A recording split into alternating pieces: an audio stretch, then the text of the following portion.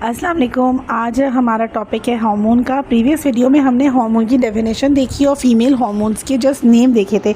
आज की इस वीडियो में उसी सिलसिले की एक कड़ी है। ईस्ट्रोजन नाम के हार्मोन को हम देखेंगे। ईस्ट्रोजन जो फीमेल बॉडी के अंदर ज़्यादा पाया जाता है एज़ कम्पेयर टू मेल। इसका क्या मतलब है कि मेल्स में भी पाया जाता है, लेकिन मेल्स के अंदर ये हार्मोन कम अमाउंट में होता है। इसका जो रेशो होता है ना, वो कम होता है या दबा हुआ होता है। तो ये हार्मोन फीमेल्स के अंदर पाया जाता है।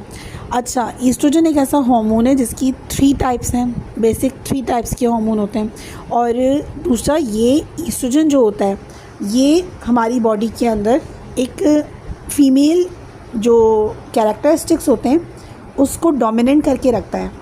इसका मतलब क्या है? फ़ीमेल कैरेक्टरिस्टिक्स क्या है? ब्रेस्ट की डेवलपमेंट है, मेंस्ट्रुअल साइकिल की रेगुलेशन है, और जो प्रेगनेंसी है, ये सारे जो काम है ना, ये कौन इसका रिस्पॉन्सिबल होता है? ये ईस्ट्रोजन नाम का हार्मोन रिस्पॉन्सिबल होता है। इसका मतलब ये है कि अगर इसमें बिगाड़ पैदा हो जाए तो फीमेल को मेंस्ट्रुअल साइकिल डिस्टर्ब हो जाएगी, इनफर्टिलिटी हो सकती है, प्रेगनेंसी में प्रॉब्लम आएगी, कंसीव करने में प्रॉब्लम आएगी।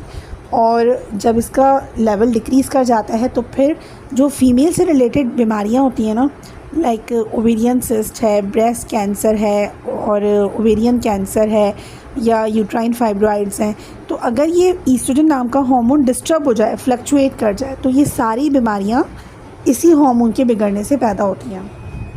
ठीक है।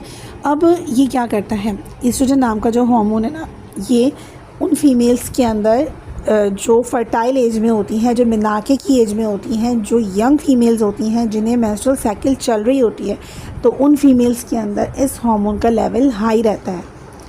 और जैसे ही ये लेवल डिक्रीज़ करता है तो वो मेनोपॉज एज कहलाती है, और इस हार्मोन के डिक्रीज़ करने से बहुत सारी बीमारियां लग जाती हैं। अब वो बीमारियां कौन सी हैं? लाइक ओवेरियन सिस्ट होगी, जैसे मैंने बताया, लेकिन इसके अलावा एक बीमारी है ऑस्टियोपोरोसिस।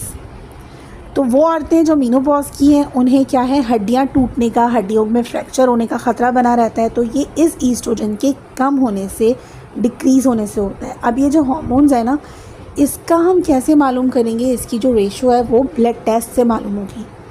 तो ब्लड टेस्ट में आ जाएगा कि ईस्ट्रोजन का नॉर्मल वैल्यू ये है, और नॉर्मल वैल्यू से कम हो रहा है इनकी बॉडी में ईस्ट्रोजन, या ज़्यादा हो रहा है। तो अगर कम होगा तो बोन डेंसिटी कम हो जाएगी। बोन डेंसिटी कम होने का क्या मतलब है? कि उस फीमेल की जो हड्डियां हैं उसमें जो सख्ती होनी चाहिए, जो ठोसपन होना चाहिए, जो स्ट्रॉन्गिटिविटी होनी चाहिए, वो कम हो जाएगी। ईस्ट्रोजन जैसे ही कम होगा, बोन डेंसिटी भी कम होगी, जिसके रिज़ल्ट के तौर पे एक बीमारी है जिसको हमने पढ़ा भी है।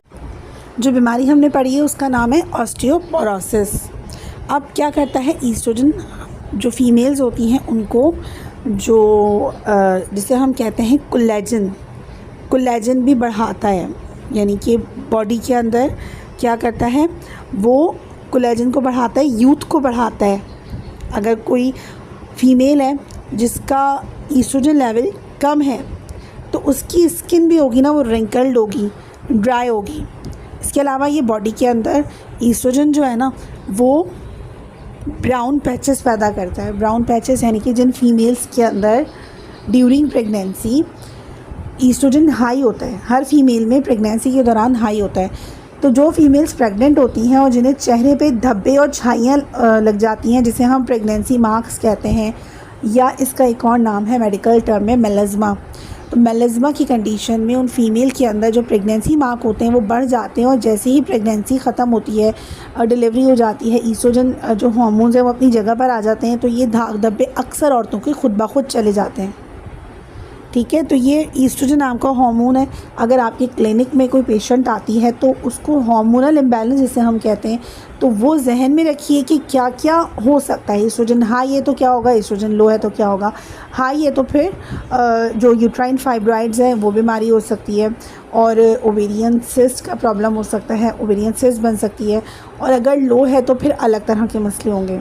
तो ईस्ट्रोजन लेवल का जो अहमियत है ना, वो ये है कि क्लिनिक में अगर पेशेंट आती है और वो कंप्लेन आपको बताती है, उसके अकॉर्डिंग आपका उसका ये टेस्ट करवा सकती हैं।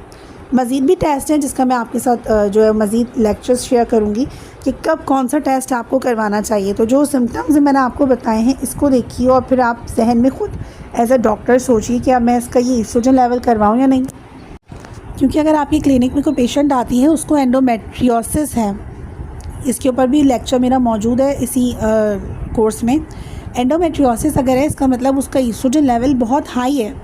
तो अब आप क्या करेंगी, आपको मालूम है कि एंडोमेट्रियोसिस में ईस्ट्रोजन लेवल हाई है, तो मैं इसको कैसी ग़िज़ाएँ दूँ, कौन सी दवाएं दूँ और इसको लाइफस्टाइल कौन सा अपनाना चाहिए। इसको मैं बहुत सी ऐसी दवाएं नहीं दे सकती जिसमें ईस्ट्रोजन हाई हो, या ऐसी ग़िज़ाएँ नहीं दे सकती जिसमें ईस्ट्रोजन ऑलरेडी हाई हो, क्योंकि इसका प्रॉब्लम ही हाई ईस्ट्रोजन की वजह से हुआ है।